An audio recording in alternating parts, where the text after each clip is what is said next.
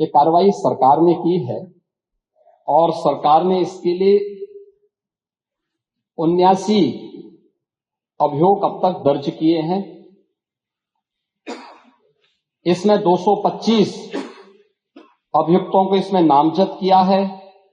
78 अभियुक्त अब तक गिरफ्तार हुए हैं।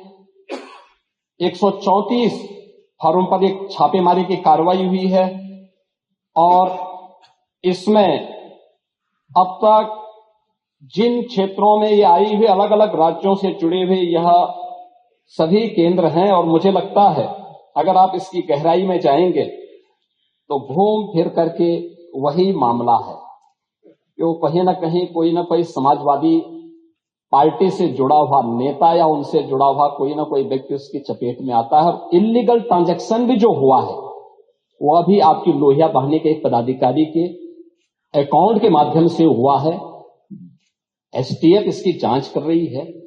इस पूरे मामले में हाईकोर्ट से उस पूरे मामले को एनडीपीएस के अंतर्गत इस मामले में मुकदमा चलना चाहिए।